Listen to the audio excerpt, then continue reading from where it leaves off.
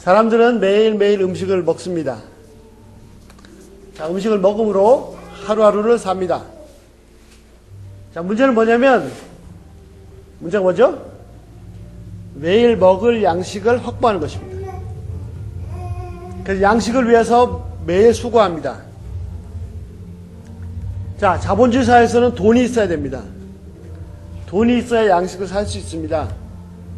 그래서 돈을 벌기 위해서 새벽부터 밤늦게까지 수고합니다. 좀 더 편안하게, 좀 더 안정적으로, 좀 더 많은 돈을 확보하기 위해서 정말 열심히 일합니다. 조합이 있느냐 없느냐 하는 문제도 정말 중요합니다. 또 조합이 있더라도 연봉이 얼마가 되느냐, 이것도 중요합니다. 좋은 조합, 많은 연봉을 얻기 위해서 좋은 대학을 가려고 합니다. 열심히 공부합니다. 결국 우리 인생이라는 것 전체가 매일매일 양식을, 빵을 확보하기 위한 전쟁입니다. 한 개인뿐만 아닙니다. 기업들도 전쟁입니다. 기업들은 진짜 전쟁입니다. 살아남기 위한 전쟁입니다. 기업들, 그렇게 엄청난 기업들이 망하는 경우도 엄청나게 많습니다. 기업들이 망하는 건 잠깐입니다. 그런데 기업들뿐만 아닙니다. 국가들도 마찬가지입니다. 국가들은 진짜로 전쟁을 합니다. 자원을 확보하기 위해서 돈을, 경제력을 키우고, 결국은 양식, 빵을 확보하기 위해서 전쟁을 합니다. 개인들, 크고 작은 조직들, 기업들, 국가들, 가만히 보면 모두 빵의 전쟁, 빵을 확보하기 위한 전쟁터를 살고 있습니다. 자, 여기에는 진화론의 원리가 지배합니다. 적자 생존. 적자 생존. 열심히 적으면 살아남는 게 아니고, 가장 합당한 자, 유능한 자만이, 적합한 자만이 살아남습니다. 정글의 법칙. 정글의 법칙이 뭐죠? 약육강식입니다. 약육강식의 세계입니다. 강한 자가 약한 자를 잡아먹습니다. 약하면 먹힐 수밖에 없습니다. 친구도 없습니다. 때로는 손을 잡기도 하고 협력을 하기도 하지만 결국은 다 뭐죠? 다 이기고 누르고 올라서기 위한 하나의 전술 전략일 뿐입니다. 과거에는 힘센 자, 무력을 가진 자가 살아남았다면 현재는 머리를 써야 되고 금권을 확보해야 됩니다. 능력 있는 자가 살아남습니다. 인정을 베풀고 은혜를 베푸는 순간 나는 뒤처지게 되고 먹히게 되는 약자가 됩니다. 돈을 확보하게 되면 자본주의 사회에서 그만큼 파워가 생기고 권력이 생깁니다. 돈을 많이 가진 자, 빵을 많이 확보한 자가 돈이 없는 자, 빵을 없는 자를 지배합니다. 돈이 곧 권력, 빵이 곧 권력입니다. 직장에서 열심히 충성하는 이유도 빵 문제입니다. 반대로 속이 뒤집을 것 같은 그런 일을 꾹꾹 참으면서도 사는 직장생활 하는 이유, 가슴 속에 사표를 품고 다니면서도 과감히 성질대로 던지지 못하는 이유가 뭐죠? 자신과 처자식의 생존이 걸려있기 때문입니다. 노조와 회사가 싸웁니다. 왜? 결국은 밥그릇 싸움이죠. 빵 싸움입니다. 신문, 뉴스 곳곳의 소식들을 결국 따지고 보면 내가 돈을 얼마나 확보하느냐. 결국 빵, 밥그릇 싸움입니다. 자, 문제는 무엇입니까? 그렇게 수고를 하지만, 그래서 돈을 확보하고 빵을 확보하지만, 문제가 뭐죠? 이 빵을 먹어도 어떻게 돼요? 그렇게 열심히 먹어도 꼬박꼬박 새끼 챙겨 먹어도 다 죽는다는 것입니다. 49절 말씀, 오늘 요한복음 6장 49절 말씀 어떻게 됐습니까? 너희 조상들 광야에서 만나를 먹었다. 그러나 다 죽었다. 사람들은 마치 음식을 먹지 않으면 죽을 것처럼 생각합니다. 이 말을 뒤집으면 음식을 먹어야 산다는 것입니다. 맞습니까? 음식을 먹어야 삽니까? 맞는 말이죠. 그러나 얼핏 들으면 맞는 말 같지만 아니요. 평생을 그렇게 새끼 꼬박꼬박 먹었지만 또 잘 먹기 위해서 평생을 수고했지만 나이 먹어보세요. 50, 60 넘어가면 그것을 위해서도 이빨도 열심히 바꿔 끼고 새로 이렇게 해서 열심히 먹기 위해서 수고했지만 결국 마지막은 죽음입니다. 결국 죽는다는 것입니다. 그래서 예수님 뭐라고 하셨죠? 27절 보세요. 27절 뭐라고 되어 있습니까? 썩을 양식을 위해서 일하지 말고. 그렇습니다. 얼핏 보면 이 양식이 진짜 양식 같습니다. 이 양식을 먹으면 살 것 같습니다. 이 양식을 꼭 먹어야 살 것 같습니다. 그러나 이 양식은 뭐죠? 썩을 양식입니다. 잠깐 생명을 연장시켜 주지만 진짜 생명을 주지는 못합니다.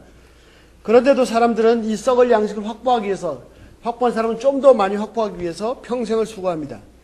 이 썩을 양식을 위해서 조직, 기업, 국가, 개인이 그렇게 치열하게 싸웁니다. 자, 아이러니는 여기 있습니다. 어디 있습니까? 양식은 살리기 위한 것이죠. 그죠? 먹는 건 살리기 위한 것이지 않습니까? 그렇게 살리기 위한 것인데 그 살릴 양식을 확보하기 위해서 또 그 양식을 위한 돈을 확보하기 위해서 다른 사람들을 짓누르고 짓밟고 누르고 죽여야 한다는 것입니다. 양식이 돈이 사람을 살리기 위한 것인데 이것 때문에 사람들을 죽이고 있습니다. 승자는 잠깐 산 것 같이 보이지만 결국 언젠간 또 자신이 패자가 되어서 다 뺏기고 죽는다는 사실입니다. 자, 썩을 양식, 가짜 양식 말고 진짜 양식, 썩지 않는 양식, 영원한 양식, 영원히 살게 하는 양식, 생명의 양식이 있습니다. 자, 그 생명의 양식이 무엇입니까? 27절 한번 보실까요? 다시 27절. 썩는 양식을 위하여 일하지 말고 영원히 살게 하는, 영원한 생명으로 살게 하는, 누리게 하는 양식을 위하여 하라. 그렇습니다. 예수님 말씀에 영원한 생명의 양식이 있습니다. 진짜 양식이 있습니다. 진짜 양식이 있다고 말씀하십니다. 진짜 양식이 무엇인지를 정확히 알기 위해서는 먼저 이 생명의 양식, 생명이 무엇인지를 알아야 됩니다. 자, 생명이 무엇입니까? 자, 지금 코에 숨 쉬고 있고 살아서 팔다리가 움직이고 있으면 생명이 있는 것입니까? 일반적으로는 생명이 있다, 살아있다라고 하죠. 그러나 예수님 말씀은 다릅니다. 제가 읽어드릴게요. 누가복음 9장 59절 잘 들어보세요. 누가복음 9장 59절. 또 다른 사람에게 예수님 말씀하시면 나를 따르라 하시니 그가 이르되, 이 사람이 뭐라고 그랬어요? 나로 먼저 가서 내 아버지를 장사하게 허락하소서.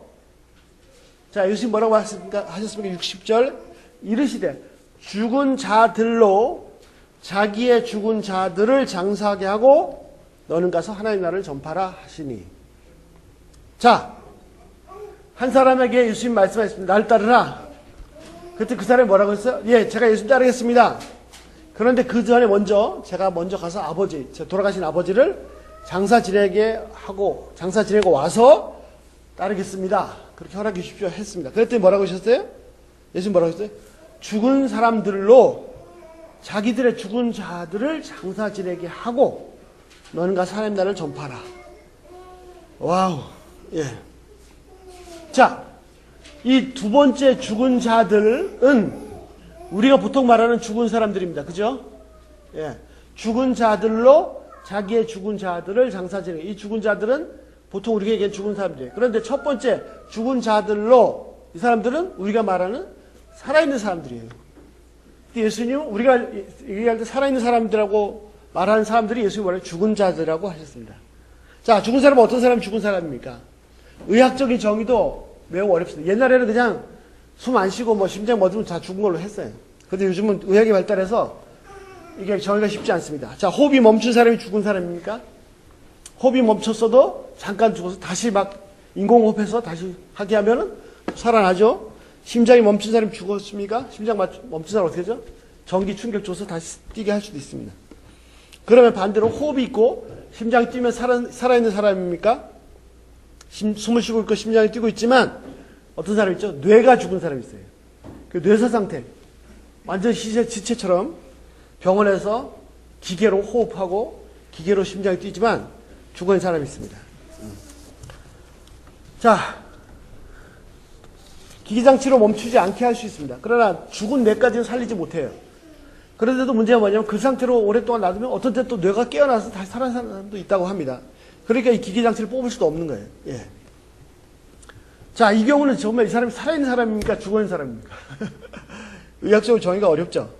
예수님은 뇌사 상태가 아니고요. 영사 상태에 대해서 말씀하십니다. 여러분 영사 상태란 말 들어보셨나요? 아마 한 번도 들어보신 적이 없을 겁니다. 저도 이 말씀을 준비하면서 처음 써봤으니까요. 자, 영사 상태란 뭐죠? 뇌가 죽은 상태가 뇌사 상태라면 영이 죽은 상태가 영사 상태입니다. 예수님은 영이 죽은 사람, 그 몸이 살아서 정상적으로 숨도 쉬고 움직이고 있는데도, 완벽하게 움직이고 있는데도, 건강한데도, 병도 없고 튼튼한데도 죽은 상태, 죽은 사람이라고 말씀하십니다. 죽음이 무엇입니까? 일반적으로는 영혼과 육체가 분리된 것을 죽음이라고 합니다. 예수님은 영혼이 죽은 상태가 죽음이라고 하신 것입니다. 뇌사 상태인 사람이 혹 다시 뇌가 깨어나는 경우가 있다는 것처럼 영사 상태인 사람이 그 영혼이 다시 살아날 가능성이 얼마든지 있습니다.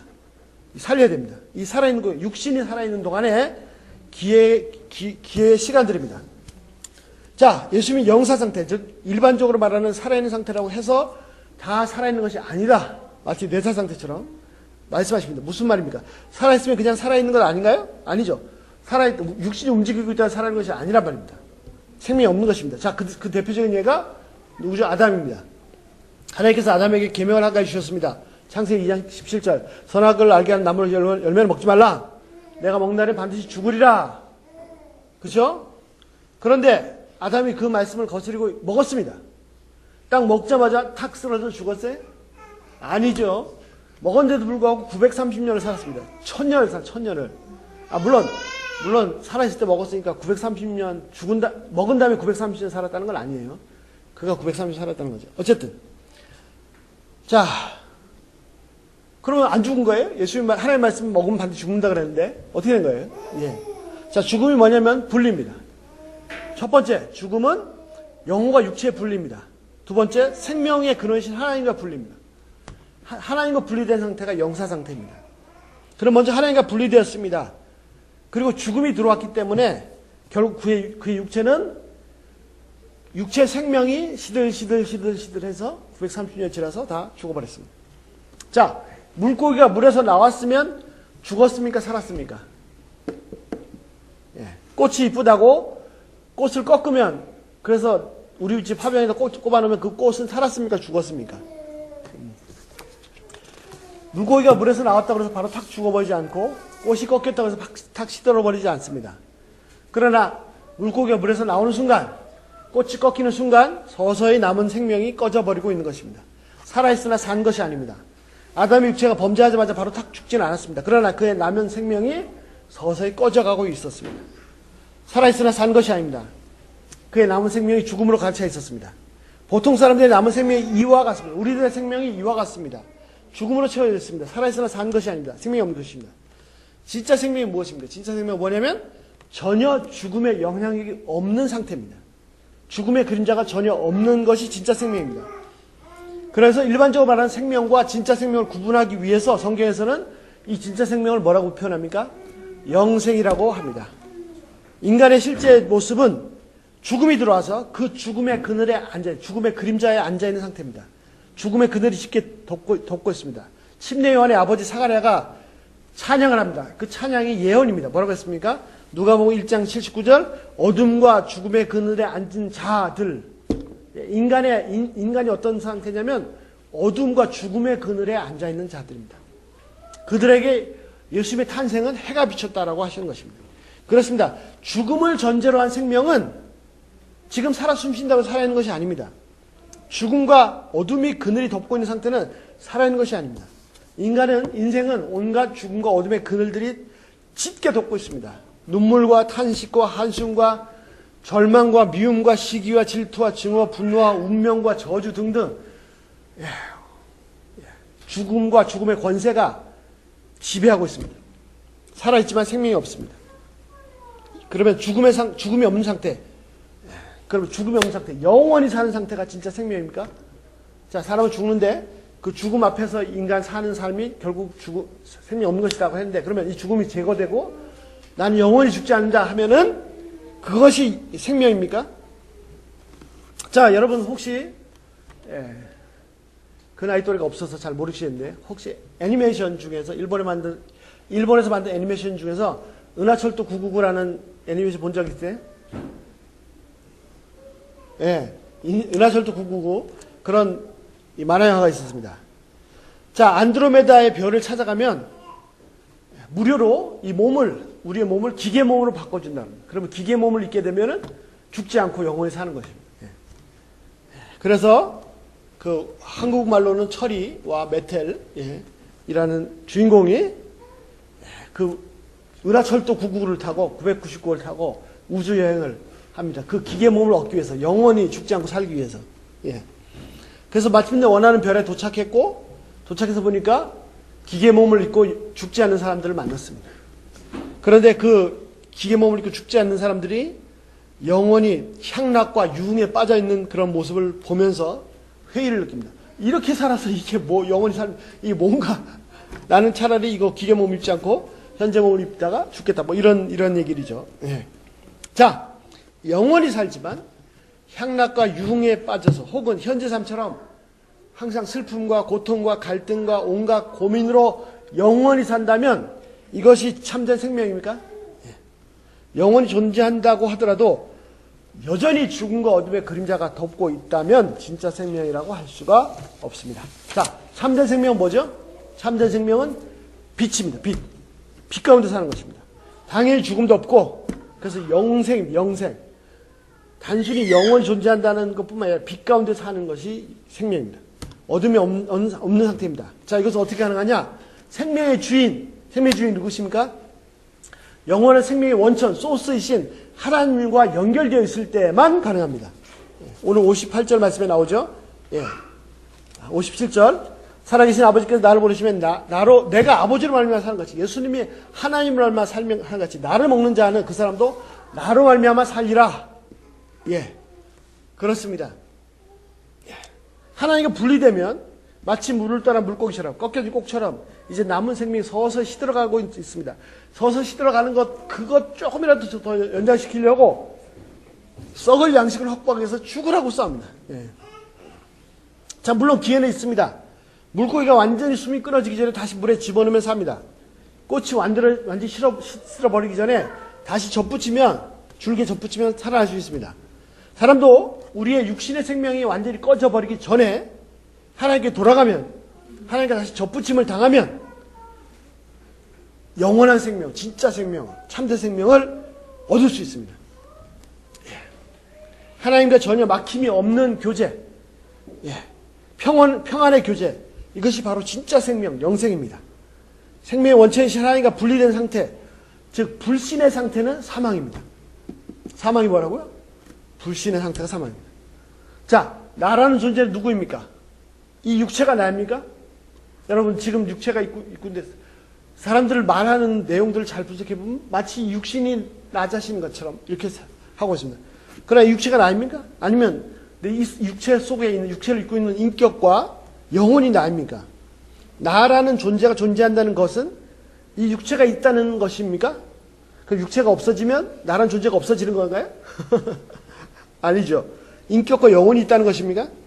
자, 63절 보십시오. 63절. 살리는 것은 영이니 63절 한번 같이 보실까요? 살리는 것은 영이니 뭐라고요? 육은 무익하니라. 내가 너에게 이른 말이 영이요 생명이라. 진짜 하나님의 말씀은 진리입니다. 이 육체는 곧 소멸될 것입니다. 육체가 소멸되면 나라는 존재는 끝나버립니까? 자, 여러분 생각해 보세요. 내가 딱 죽어버리면 나라는 존재는 없어지는 건가요? 무가 되는, 제로가 되는 거예요? 예. 나의 영혼과 인격도 소멸되고 맙니까? 육체가 소멸되면 더 이상 육체를 가진 인간과는 교제가 불가능하지만 영혼은 소멸되지 않습니다. 그러나 영혼이 불멸이라고 해서 생명이 있다고 할 수는 없습니다. 이 세상의 어둠과 죽음의 영향력보다도 더 고통스러운 영원한 지옥에 산다면 이것은 죽음 그 이상입니다. 육체가 소멸되면 영원히 고통 속에 들어간 자가 있고 영원한 생명을 풍성히 누릴 자가 있습니다. 영원히 들어간 사람, 영원한 생명을 누린 사람, 영원하신 하나님, 생명 주신 하나님, 생명이신 하나님과 연결되어 있는 사람이 바로 진짜 생명을 가진 사람입니다.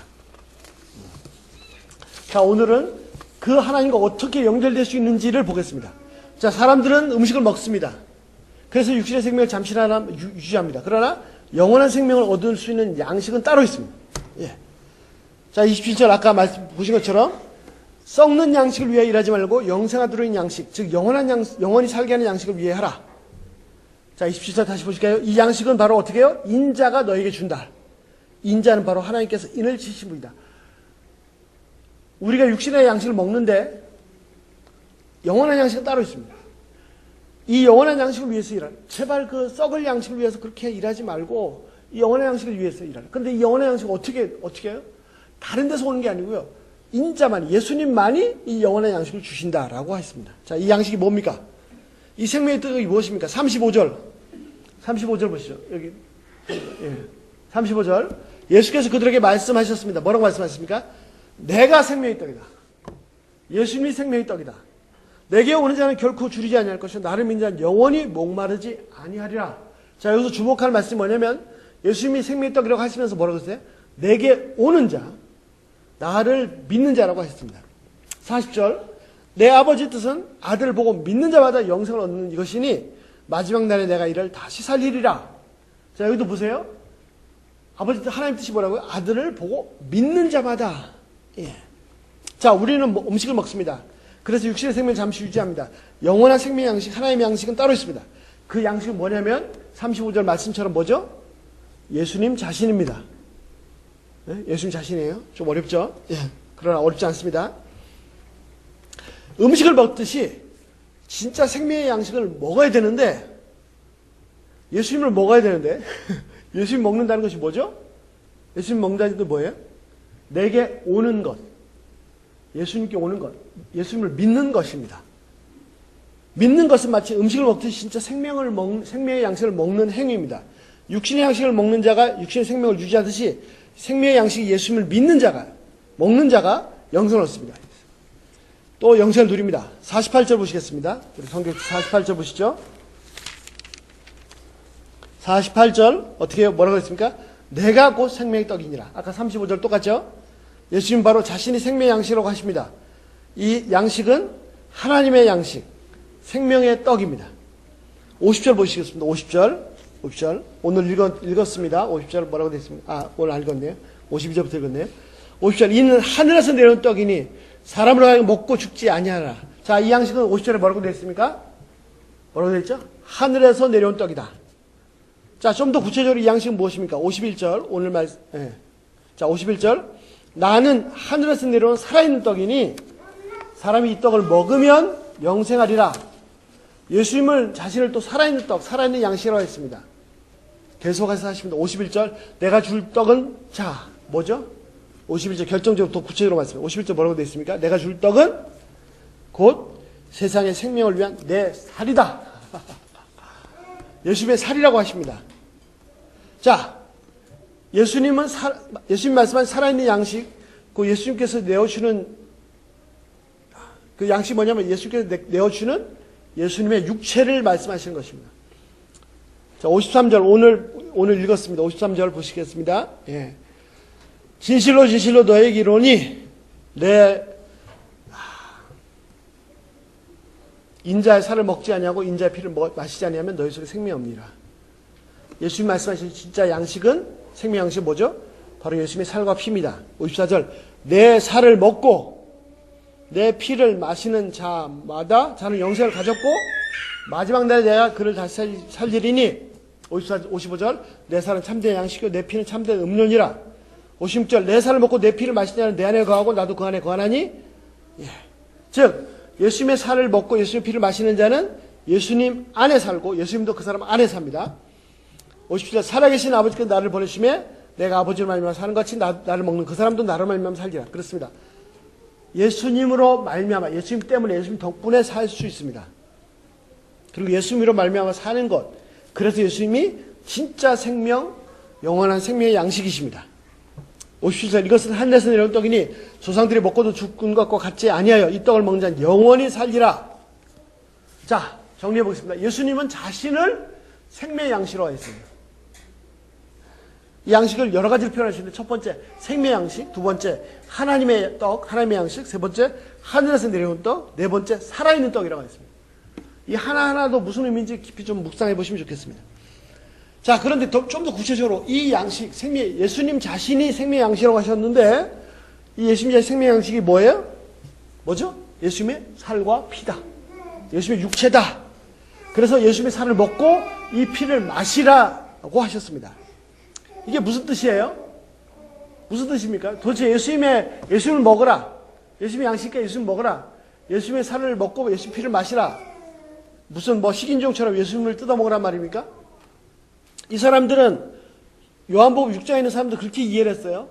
그래서 도대체 이게 무슨 말이냐, 어떻게 자기 살을 우리에게 줘서 먹게 하겠냐, 이렇게 불평하다 가버렸습니다.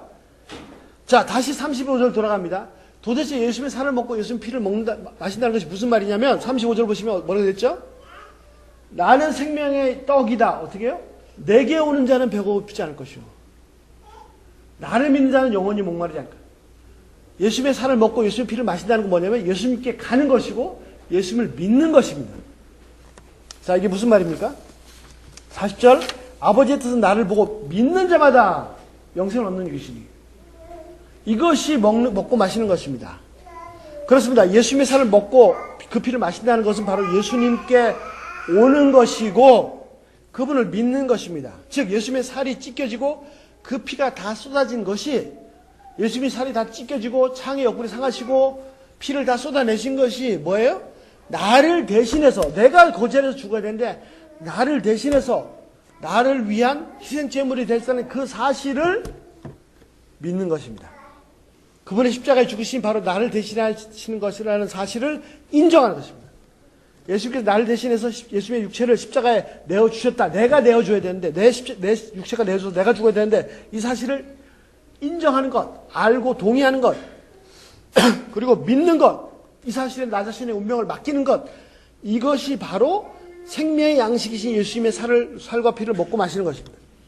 음식을 먹고 잠시 생명을 유지하듯이 예수님의 살과 피, 그 죽으심을 믿음으로, 먹음으로, 믿음으로 영생을 소유합니다. 이 믿는 것을 예수님의 살과 피를 먹고 마신다고 하시는 것입니다. 자, 먼저는 하나님이 얼마나 거룩하신 분인가, 죄가 없으신 분인가, 죄를 묵건만큼도 용납할 수 없는 분인가를 아는 것이 중요합니다.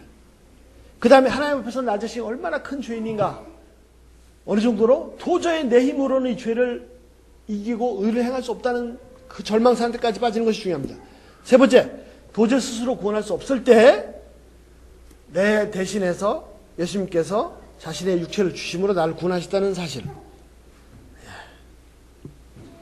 예수님의 생명을 나를 위해 내어주셨습니다. 우리가 음식을 먹고 살듯이 이 사실을 믿음으로 참된 생명을 얻습니다. 누립니다. 그래서 예수님 바로 참된 양식이요, 참 생명의 양식입니다. 자, 이 사실을 머리로 동의만 해도 마음으로 그렇구나 믿기만 해도 구원을 받습니다. 그러나 예수님께서 내 살을 먹고 내 피를 마시라고 말씀하실 때는 단순히 믿는다, 그런 의미가 아닙니다. 머리로 동의하고 마음으로 그냥 예수님의 십자가와 부활 사건을 내가 의지한다, 그 정도 차원이 아닙니다. 물론 단순히 알고 동의하고 믿고 의탁하는 것, 그것으로도 구원을 얻을 수 있습니다. 그러나 그것은 출발점에 불과합니다. 나의 모든 존재, 운명을 맡기고 예수께 던지는 것입니다. 56절 다시 보시죠. 56절. 내 살을 먹고 내 피를 마신 자는 내 안에 살고 나도 그 안에 사나니. 57절도 보세요. 57절 뭐라고 되어 있어요? 살아계신 아버지께서 나를 보시면 내가 아버지 말미암아 사는 것 같이 어떻게 나도 나를 먹는 그 사람도 나를 말미암아 살리라. 그렇습니다. 단순히 머리로 알고 마음으로 믿는 것 차원 시작해서 완전히 예수님과 하나가 되도록 의탁하는 것입니다. 자, 한번 생각해 보십시오. 여러분, 우리가 식사를 하는데 음식을 아침에 먹을 때, 자, 샌드위치를 먹습니다. 먹을 때 밥을 먹습니다. 혹시 이 안에 독이 들어있는 거 아니야? 그런 의심하면서 먹는 사람 있으세요? 뭐 하긴 요즘은 하도 이 식품들이 장기간 유통시키기 위해서 또 색깔을 내기 위해서 막 몸에 해로운 것도 넣습니다만은, 그래서 조심해야 됩니다만은 대부분 다 전혀 의심하지 않고 맛있게 먹죠. 그러나 잘 보세요. 음식을 먹을 때 의심하지 않는다고 해서, 자, 이 음식물은 독이 없어, 해롭지 않아, 난 그걸 알아, 거기에 그치지 않습니다. 또 마음으로도 그래, 이 음식물은 먹을 수 있어 라고 내가 믿는다, 거기에 그치지 않습니다. 어떻게 하죠? 자, 이 음식을, 이 햄버거를, 샌드위치를 독이 없다 알고 그래 먹어도 돼 라고 생각하고 그치지 않고 그 다음에 어떻게 합니까? 직접 들어서 먹죠. 입으로 뜯고 씹고 잘근잘근 씹어서 맛을 보고 몸에서 삼키고, 단순히 독이 없다라고 아는 것에 그치지 않고 이 음식 먹어도 돼 라고 믿는 것에 그치지 않고 그것을 직접 내가 먹고 내 속에 몸에 집어넣고 맛을 최대한 보고, 맛이 갑자기 군침이 도네. 그래서 이 양분이 내 몸 구석구석까지 다 퍼지도록 합니다. 이것이 먹고 마시는 겁니다. 음료수도 마찬가지입니다. 이 음료수는 독이 없어, 해롭지 않아 라고 아는 것, 아니야 맛있어 라고 그냥 믿는 것. 거기에 그치지 않습니다. 의심하지 않는데 그치지 않고 어떻게 해요? 그 음료수를 막 벌컥벌컥 들이키죠. 예. 뭐 목마른데 막 그냥 막 들이키잖아요. 이것이 진짜 믿는 거란 말이죠. 진짜 먹고 마시는 거란 말이죠. 예수님의 살과 피를 먹고 마시는 것, 이것은 믿음입니다. 그의 죽으심이 바로 나를 위해서, 나를 살리기 위해서 온전히 내 육체를 내어주셨다. 이 사실을 아는 것, 의지하는 것뿐만 아니라 어떻게 해요? 단순히 독이 없다. 예? 나를 위해서 죽으신 거다 알고 믿는 것뿐만 아니라 어떻게 해요? 이 복음의 진리를 맛보고 즐기고 이 복음의 진리로 감격하고 흥분하고 이 진리를 위해서 내가 숨쉬고 이 진리를 위해서 내가 뛰고 걷기도 하고 울기도 하고 웃기도 하고 이 복음의 진리 때문에 내가 막 나란 존재가 펄떡거리고 꿈틀거리고 심지어는 막 저 푸른 하늘을 창공을 날아올 같은 그런 이것이 바로 예수님의 살과 피를 먹고 마시는 것이요. 이것이 바로 예수님의 십자가의 복음을 믿는 믿음으로 사는 것입니다. 예. 성모님들님 말씀을 나누는데 갑자기 눈물을 주르륵 예. 모든 제가 용서한다. 예. 복음으로 충만한 삶을 대부분의 사람들은 그냥 알고 그래 이거 독이 없어 이 음식은 독이 없어 먹어도 돼 라고 거기서 끝난단 말이죠. 믿는다는 것이 아니요 먹어야죠. 먹되 그냥 먹어요? 잘글잘글 씹어서 온갖 맛을 보고 그리고 먹어서 이 양분이 막 내 몸에 구석구석 다 전달되더라고. 이것이 바로 예수님의 살과 피를 먹고 마시는 진짜 믿음이란 말입니다. 자, 나는 썩을 양식으로 사는 것이 아닙니다. 내가 살아있는 것은 내가 썩을 양식, 이 음식 때문에 사는 것이 절대로 아닙니다. 나는 예수님의 살과 피로 사는 존재입니다. 나는 썩을 양식을 먹음으로 살아 움직이는 그런 존재가 아닙니다. 나는 예수님의 십자가로 살아 움직이는 존재, 빛과 생명으로 충만한 존재입니다. 단순히 썩을 양식으로만 사는 사람은 살아있으나 죽은 사람입니다. 생명의 양식, 예수 그리스도의 살과 피로 사는 사람은 진짜 생명을 소유한 사람입니다. 생명을 누리되 풍성히 누린 사람입니다. 썩을 양식으로만 사는 사람은 결국 죽고 썩습니다. 그러나 생명의 양식으로 사는 사람은 영생을 삽니다. 예수님의 살과 피를 늘 씹고 또 씹고 뜯고 맛보고 즐기고 누립시다. 성경 전체는 바로 예수의 십자가 사건, 이 놀라운 구원의 복음을 뜯고 씹고 맛보고 즐기고 이런 기록들로 가득 차 있습니다. 마태와 요한이 맛본 십자가의 맛이 좀 달라요. 요한은 하나님이 세상을 이처럼 사랑하셨다. 그래서 그것도 하나밖에 없는 아들까지 주셨다라고 맛보고 감격했습니다. 바울은 뭐라고 했어요? 똑같은 것을 맛보고도 어떻게 해요? 내가 죄인 되었을 때, 내가 의인이 아니고 내가 못났을 때, 이쁜 것이 없을 때도 반의 칼을 높이 들고 막 죄를 짓고 하나님께 대적할 때 죄를 못 마시듯이 짓고 있을 때도 그때도 나를 사랑하셨다. 거기에 감격하고 거기 감격해서 외치고 있습니다. 이들은 진짜 예수의 살과 피를 먹고 마시는 사람들입니다. 진짜 믿음이 뭔지를 보여준 사람입니다. 예. 우리 주중에 우리 미경자매님 디모데 3장 16절 경건의 비밀은 예수를 믿었다. 우와 그걸 발견했습니다. 예. 자, 우리의 믿음도 단순히 그래 이 샌드위치는 맛있을 거야. 먹어도 돼. 라고 그치면 안 된단 말이죠. 예. 이 복음은 예수님의 십자가로 나는 구원 받았어. 그럼 나는 이제 영생을 얻었어. 그거 알아. 거기에 그치면 안 된다는 거죠. 이것은 출발점입니다. 여기에 그쳐서는 안 됩니다. 매일매일 이분의 살과 피를 먹고 마시는 것입니다. 이것이 믿음으로 사는 거죠. 믿음으로 그 양식을 먹는 것입니다. 썩을 양식을 아무리 먹어도 너무나 절망해서 내 마음속에 빛이 하나도 없이 깜깜하고 양식을 아무리 먹어도 내 몸에 힘이 하나도 없을 수 있습니다. 그러나 예수님의 육체, 진짜 생명의 양식을 먹으면, 그것도 매일 먹으면 어떻게 됩니까? 2000년 전에 그 감옥, 어둠심심하고 거기서 살아나올지 죽을지 막 그런 습기가 가득 찬 감옥에서조차도 하나님을 찬양하고 오히려 감옥 바깥에 있는 사람들을 격려하고 위로하고 감옥 바깥에 있는 사람들한테 불을 붙일 수가 있습니다. 우리는 썩을 양식으로 사는 사람이 아닙니다. 예수 그리스도를 양식으로 사는 사람입니다. 그 살과 피가, 예수님의 살과 피가 내 몸의 구석구석까지, 내 영혼의 구석구석까지 양분으로 전파된 복음으로 충만한 삶. 복음으로 충만하면 어떻게 됩니까? 세상이 달라 보입니다. 예. 세상이 바뀌었습니까? 안 바뀌었어요. 어떻게 합니까? 내가 바뀌었어요. 어떻게 해요? 내가 죽은 자였는데 생명을 얻은 것입니다. 예. 우리는 더 이상 썩을 양식으로 사는 사람이 아닙니다. 우리는 생명의 양식, 예수 그리스도의 살과 피로 사는 사람들입니다. 매일매일의 양식은 진짜 양식이 아닙니다. 썩을 양식입니다. 예수님의 보혈, 예수님의 살과 피, 그분의 육체가, 그분의 생명이 진짜 참된 양식, 생명의 양식이기 때문입니다. 지금까지는 우리가 썩을 양식으로 살아왔습니다. 사람들이 근사한 여러 가지 이유와 목적을 말하지만 결국은 빵의 전쟁, 썩을 양식 위에 살고 있습니다. 2000년 전에 예수님의 오병이어로 만들어주신 그 빵을 먹었던 사람들도 끝까지 예수님 찾아와서 끝까지 뭐라고 그래요? 그래서 양식을 달라고. 뭐죠? 썩을 양식을 달라고. 그랬던 것처럼 우리 인생도 어쩌다 보면은 진짜 양식을 모르고 영원히 죽을 때까지 썩을 양식만 찾다가 죽을 인생일 수도 있었습니다. 그러나 이제부터는 이제 썩을 양식 구하는 삶이 아니라 생명의 양식을 구하고 생명의 양식을 뜯고 씹고 맛보고 즐기고 광고 같은데 하여튼 그런 삶입니다. 하나님의 아드님께서 당신의 육체를 생명의 양식으로 내어주셨습니다. 당신의 생명을 그 살과 피를 양식으로 내어주셨습니다. 여러분 이보다 더 큰 사랑이 어디 있습니까? 놀라운 것은 이 고귀한 생명의 양식이 값없이 거저 은혜로 주었다는 사실입니다. 값을 지불하고자 하면은 도저히 값을 지불할 수가 없고 너무나 고귀해서 값을 지불하고자 하는 사람이 부끄러워 수치를 당할 정도입니다. 사람들은 생각합니다. 이 엄청난 양식을 위해서 뭔가 대단한 일, 거룩하고 위대한 일, 하나님의 일을 해야 될 것 같습니다. 아닙니다. 이 양식은 내가 뭔가에서 주어질 수 없는 그런 무한한 가치를 지닌 것입니다.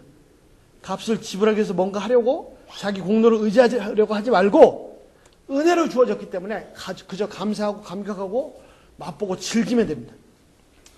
이 사람들도 물었습니다. 그들부터 우리가 어떻게 해야 하나님의 일을 하오리까? 29절 예수님께 대답하여 이르시되 하나님께서 보내시기를 믿는 것이 하나님의 일이니라.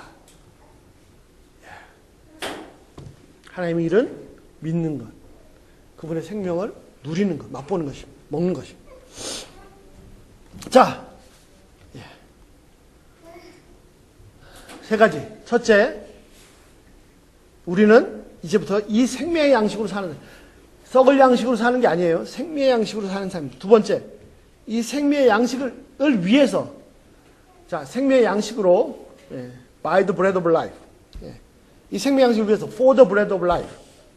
이 복음을 위해서 사는 삶입니다. 세 번째, 아직도 몰라서 오직 썩을 양식만을 위해 사는 사람들에게 이 생명의 양식을 나눠주는 삶.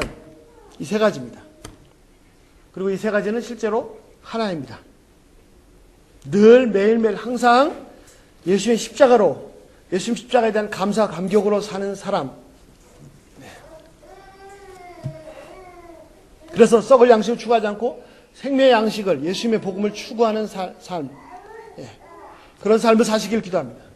또 우리가 그런 삶을 살게 될 때 자연스럽게 우리 주위에 생명이 없는 사람들에게 이 생명의 양식을 나눌 수 있게 됩니다. 기도하겠습니다.